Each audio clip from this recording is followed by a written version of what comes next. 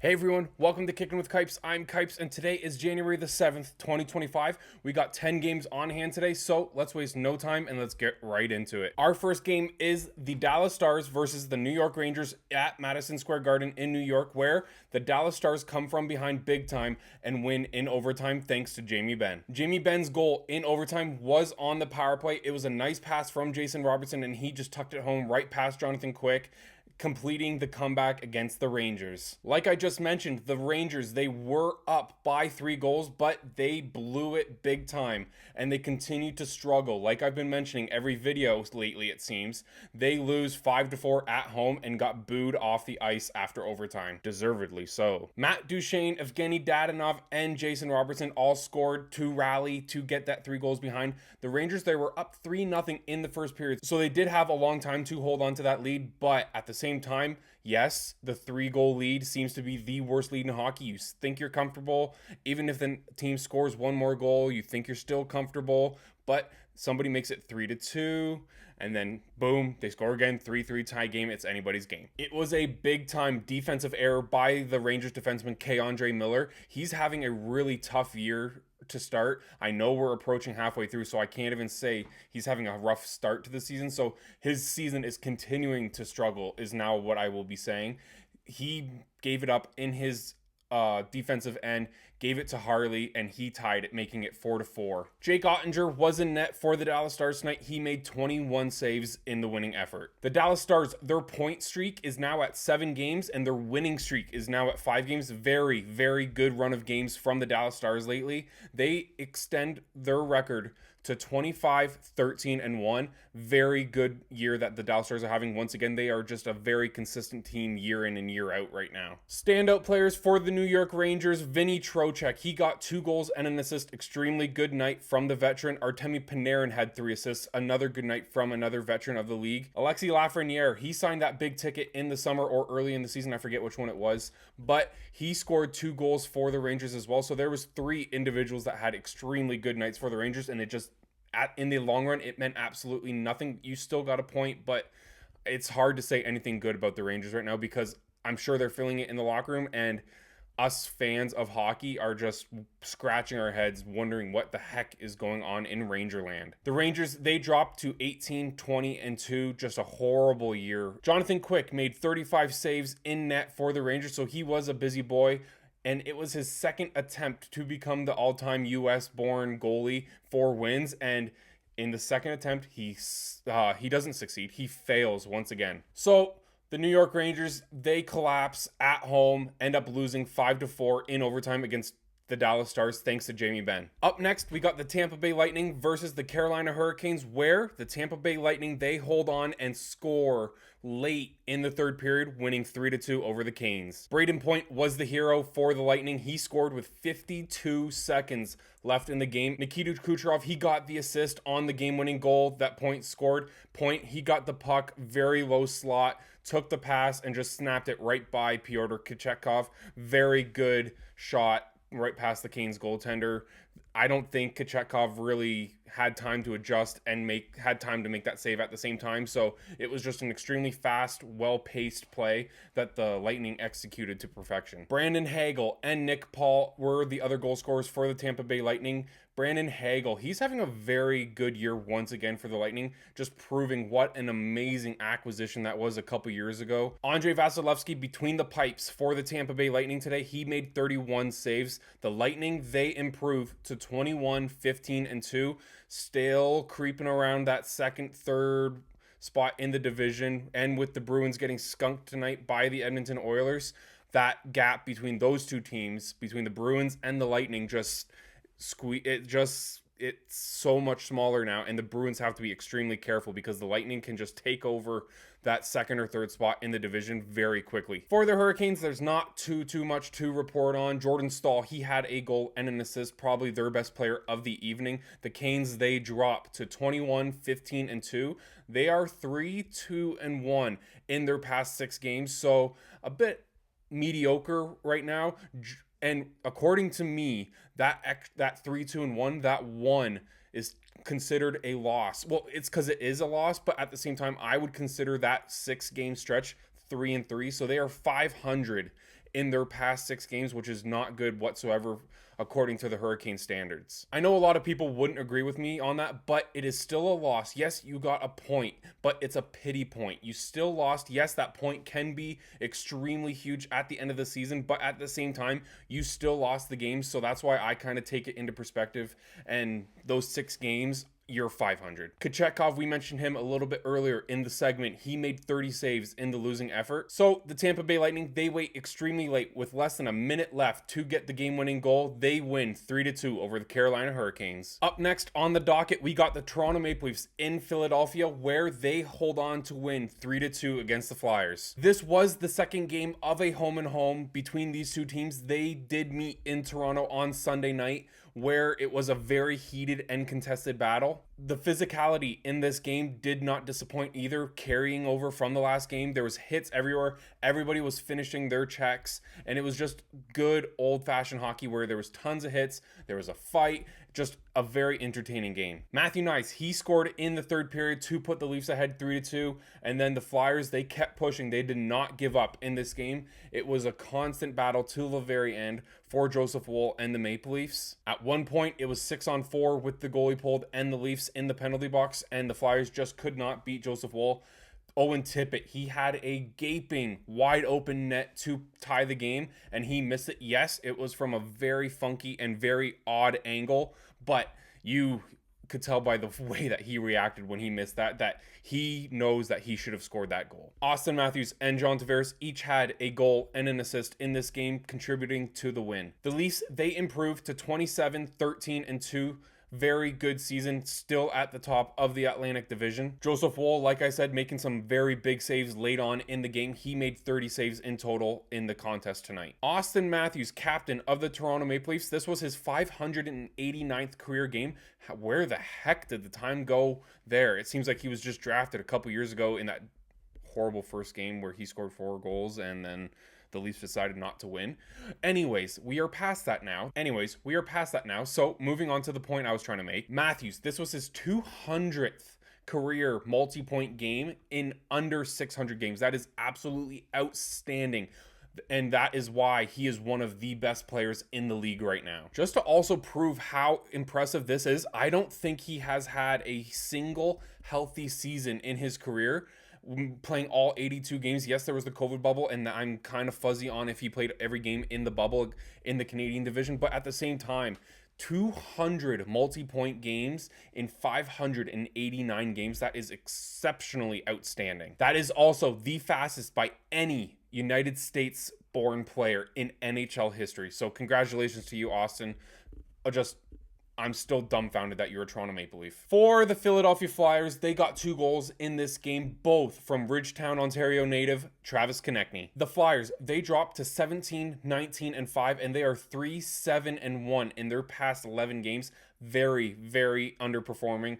I wouldn't even say they're underperforming. They're just not doing good at all right now. The Leafs, they didn't get many shots on Fedotov tonight. Or Fedotov. I'm going to say Fedotov because it's a lot easier to say. I think it's wrong. I think it is Fedotov. So maybe I should just train myself to say that. Anyways, so Fedotov, he made 14 saves in the losing effort tonight. So the Leafs, they only got 17 shots in the entire game. So they didn't make it that difficult of a night for Fedotov, and he still couldn't hold on for the win. So the Maple Leafs, thanks to Matthew Knies in the third period, win 3-2 in Philadelphia. Moving on, we got the Columbus Blue Jackets facing off against the Pittsburgh Penguins tonight in Pittsburgh, where the Blue Jackets, they win 4-3 in a shootout. The Blue Jackets, they rallied from 2 goals down in the third period to get the win. Dmitry Voronkov, he got 2 goals for the second straight game, so he's on a bit of a heater right now. Former Michigan Wolverine Adam Fantilli, he was the hero for the Columbus Blue Jackets today, scoring in the third period. He got a goal and an assist in this game. Kirill Marchenko was also a very key factor in this game for the Blue Jackets. He had 2 assists in the winning effort. The Blue Jackets, they improved to 18-17-6. They have now won 5 of 7. Merzlikins, he made 20 saves in the winning effort. So the Blue Jackets, they were on an absolute stinker of a run for a bit, and now they've just turned it right around like I kind of thought they could. The Blue Jackets winning in Pittsburgh today was actually an extremely rare thing to happen. Since 2015, they have been 0 wins, 10 losses, and 5 overtime losses. So in 15 efforts in Pittsburgh, they've only gotten 5 points, which is shockingly horrible. And I have no idea what the voodoo was going on for the Blue Jackets in Pittsburgh, but they broke the curse tonight, finally getting a win for the first time in almost a decade. For the Pittsburgh Penguins, Rickard Rakell, he had a good night. He got 2 goals in the third period. Sidney Crosby and Erik Karlsson each got 2 assists for the Penguins as well. They dropped to 17, 17, and 8. So that fun 17, 17, and 7's all over. And it got ruined because they lost in a shootout.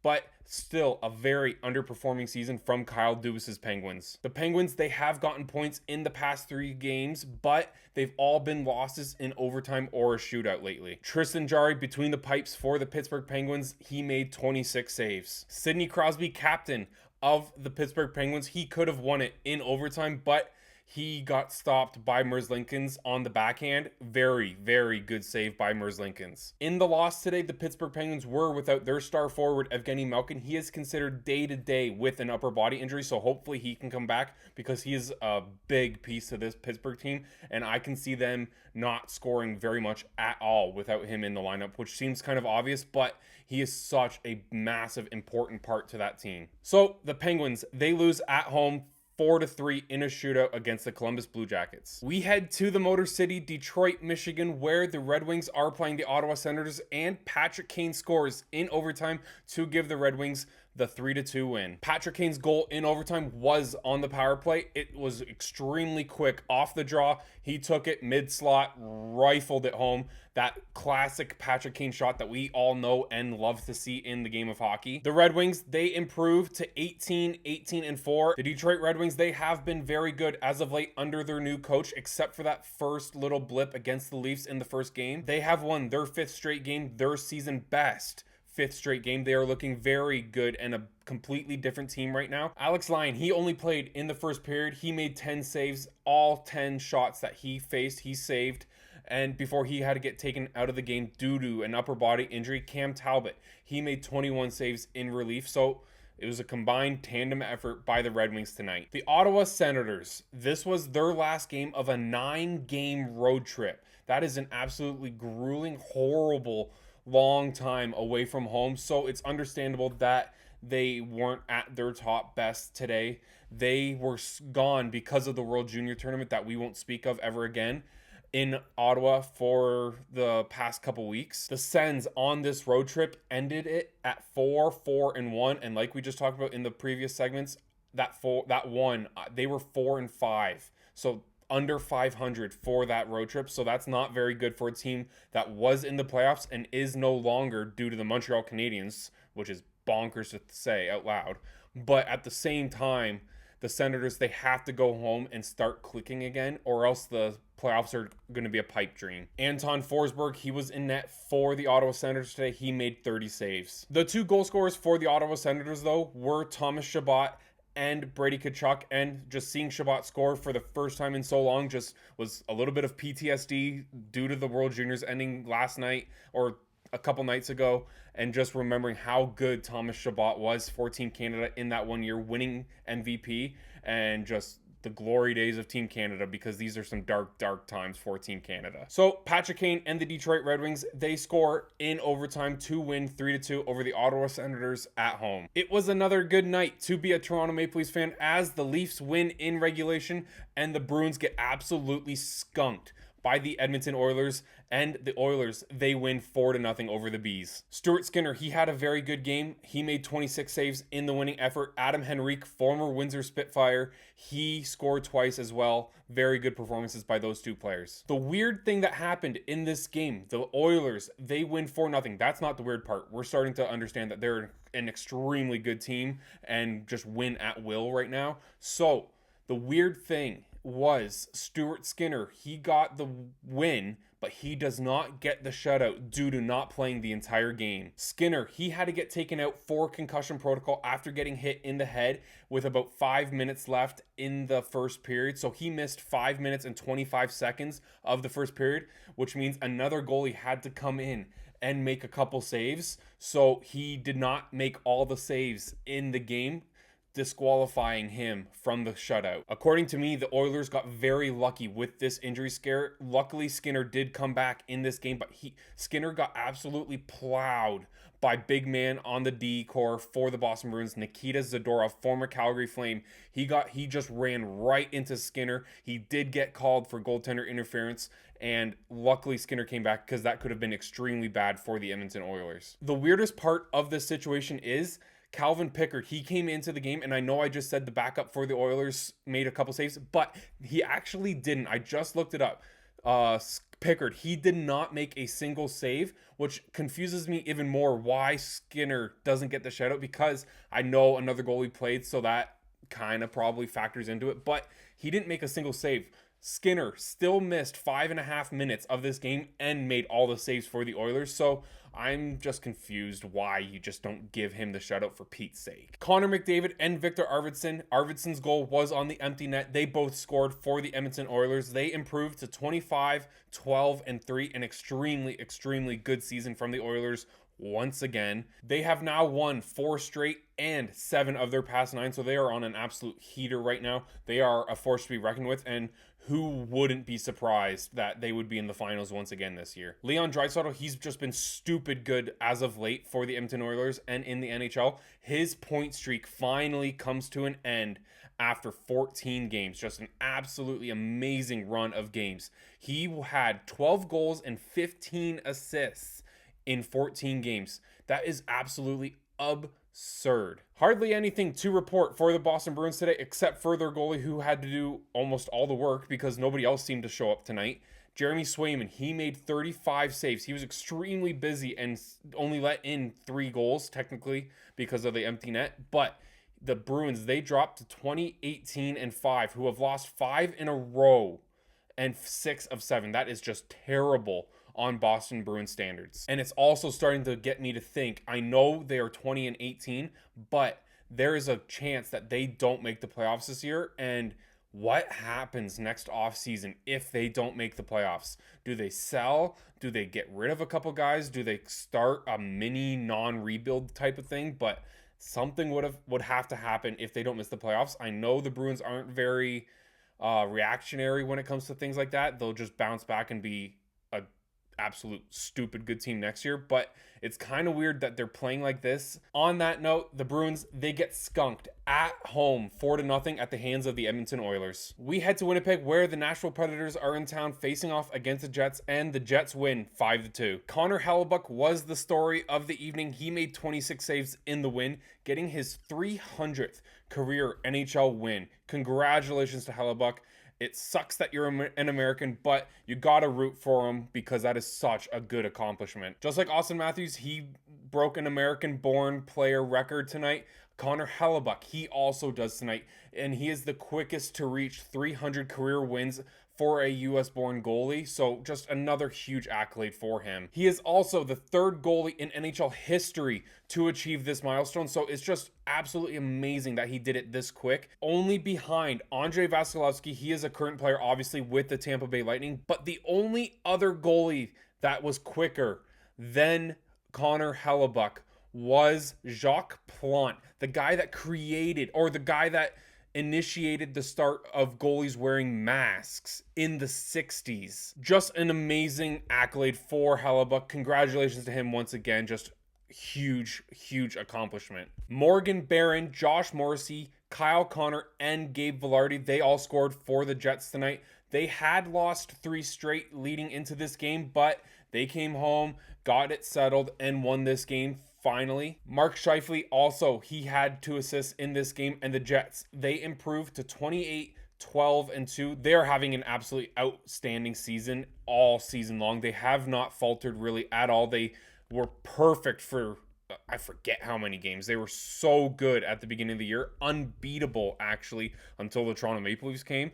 But besides that, they had a little bit of a slip for a bit, but they have just come right back and are so, so good. And as of right now, they hold the top spot in the NHL, but with a win tonight, the Vegas Golden Knights could jump ahead of them into first spot. They would be at 59 points with only 40 games played, as the Jets have 58 points with 42 games played. So the Vegas Golden Knights, they would have more points in less games played. So unfortunately, it looks likely as the Knights are up 2-0 as I speak.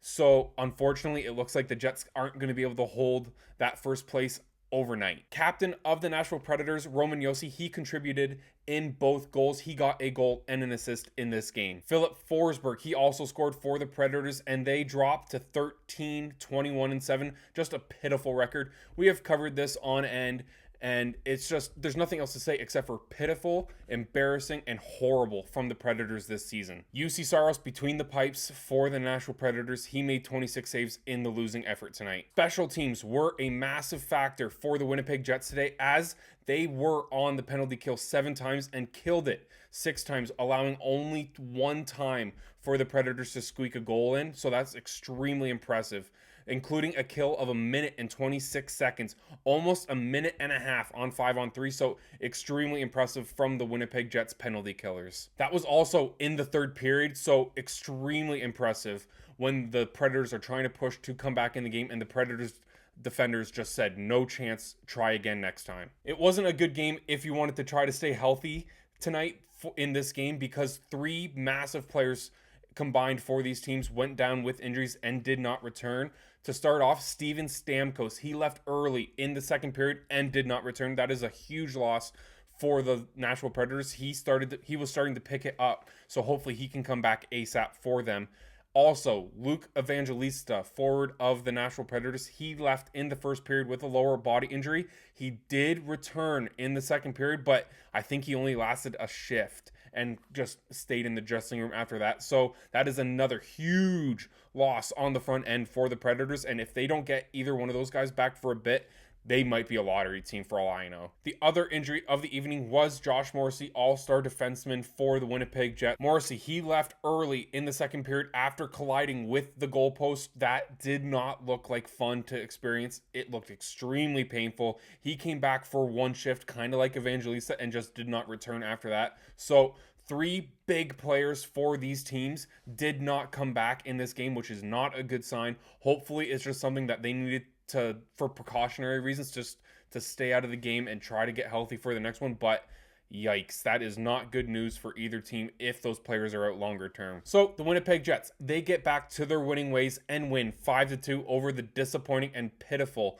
Nashville Predators. We head over to Minnesota, where the Minnesota Wild are playing the St. Louis Blues, and the Wild, they come back in big fashion and beat the St. Louis Blues 6-4 at home. Jake Middleton, defenseman for the Minnesota Wild, not a player that you would expect to have this good of a game usually, because he's just a very solid stay-at-home defenseman, not known for his offensive prowess, but he got a goal and an assist, just a very big contributor in this game. Middleton, he has been out for a long time for the Minnesota Wild. He blocked a shot against Edmonton, I think near the beginning of December, mid-December maybe, I forget, but he missed 11 games for the Wild and came back tonight and scored a goal and an assist. So just a huge comeback for this player. Philip Gustafsson, goaltender for the Minnesota Wild, he started in this game, but he let in 4 goals on 18 shots before getting yanked in the second period. Marc-Andre Fleury comes in, and the whole tide of this game turns around once he came into net,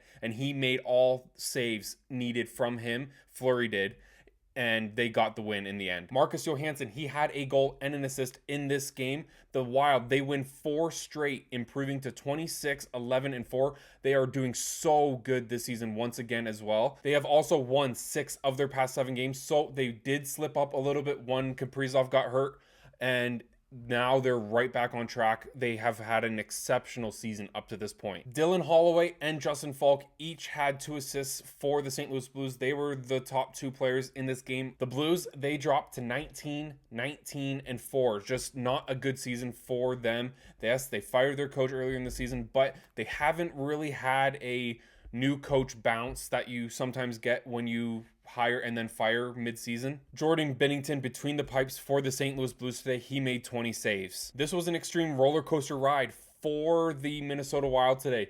They let the first 4 goals of the game go in against them, but then they scored the final 4 goals of the game to get the victory. So they were in the pits of despair in this game, but they overcame it. They crawled out of that pit and just made an extremely impressive performance trying to get the win, and they were successful. Star defenseman for the Minnesota Wild, Brock Faber, he left in the first period and did not return with an upper body injury. That is another player that got hurt tonight that their team just can't afford to lose. They are extremely important players, and that now adds up to 4 big injuries in the NHL tonight. So the Minnesota Wild, they come from behind big time, scoring the 4 final goals of the game to win 6-4 at home versus the St. Louis Blues tonight. The second last game of the evening is my hometown team, the Calgary Flames, in Anaheim, where they're facing the Ducks, and they win 3-2 in overtime thanks to Jonathan Huberdeau. Hubie Doobie Doo, his goal in overtime was on the power play. It was a bit of a messy play though. It bounced off the backboards. It was bouncing everywhere, came in front of the net, and Huberdeau, he just smacked it into the net for the winner. But you will take any goal wherever you can get it right now. If you were the Calgary Flames, it was a huge win for them on the road. Birthday boy, Mackenzie Weegar, he got a goal in this game as well. Nazem Kadri, he also scored. Joel Hanley, a guy that you don't hear of very often in the NHL anymore, he had 2 assists in the game. He was very effective. The Flames, they improved to 19, 14, and 7. They had lost 2 in a row, so this was a massive win to stay even in the picture of a playoff race, and they had lost 3 of 4, so they desperately needed this win, especially because they have struggled all season on the road. So getting this win, yes, it's against the Ducks, but you will take a win and you will hopefully use that as a bouncing board to keep going. California kid Dustin Wolf, he made 26 saves in the winning effort today. The Ducks, they have been extremely impressive in the past couple of games. They had won 4 of their past 5 games, 4-1 record in those 5. John Gibson, he made 30 saves. Alex Killorn and Mason McTavish each scored in this game. The Ducks, they dropped to 17, 18, and 5. And if I were the Ducks, I would be pretty happy with that record. But at the same time, I can't get it out of my head that if I were the Ducks, I would kind of want to go and try to be a lottery team and get another high draft pick. I just don't know. I understand why they're winning, but I just don't understand why they're winning at the same time, if that makes any sense. This win for the Flames did not come cheap because Connor Zary, their star forward, got a knee-on-knee from defenseman Drew Hellison. Hellison, he did receive a 5-minute major penalty and a game misconduct for the knee, but this loss for the Flames, hopefully it's just a bad bruise, but he did not return in this game, and it did not look pretty at all. He instantly grabbed his knee, and I am just fearing for the worst, but hoping for the best at this point. Hopefully we hear something new tomorrow morning. But if this is a loss for the long term for the Calgary Flames, that sucks. He is such a good, young, talented, electric young player for this team, and they desperately need him to stay in this playoff race. So the Calgary Flames, they win in overtime in Anaheim 3-2 thanks to Jonathan Huberdeau's goal. Our last game of the evening is the Vegas Golden Knights in San Jose playing against the Sharks, where the Vegas Golden Knights, they win 4-2. They stay red hot. Mark Stone, he had a goal and an assist for his team. Zach Whitecloud, Victor Olofsson, and Tomas Hertl all scored as well for the Vegas Golden Knights. The Golden Knights, they are now 28-9-3. They sit first in the NHL. They have now won 3 straight and 9 of their past 10 games. They are doing so well. This is such a dynamic, explosive, exciting, and very fun team to watch right now. There were some former Toronto Maple Leaf players in this game that stood out. Ilya Samsonov, the first of them, making 20 saves in the win. The second was Timothy Liljegren scoring a goal, his 4th of the season. William Eklund for the San Jose Sharks was the other goal scorer. They dropped to 13, 24, and 6. They had won their previous 2 games, but they are just on a track record towards being another lottery team. They just got Macklin Celebrini, but I wonder if they get number 1 once again. Alexander Georgiev, he made 38 saves in the loss, so he was so busy tonight. 42 shots against in total, letting 4 in. Georgiev, he must be exhausted after this game, having to play against the Vegas Golden Knights and getting just absolutely shelled in net. The Sharks, they were trying to make a comeback, but Mark Stone, he poked the puck away from Macklin Celebrini. Hertl took it down the ice and scored on the empty net, putting the nail in the coffin. So The Sharks, they lose at home 4-2 against the extremely red hot Vegas Golden Knights. All right, that is it for this one. Thank you so much for watching this video. Come back tomorrow where we will be covering the games on the schedule. I think there's only 4 or 5 games, so it's a light schedule tomorrow. So see you then. Thank you so much. It means the world to me that you're on this channel right now, paying me any attention. I have an announcement coming in the morning, so stay tuned for that. Hope you have a great night. See you tomorrow.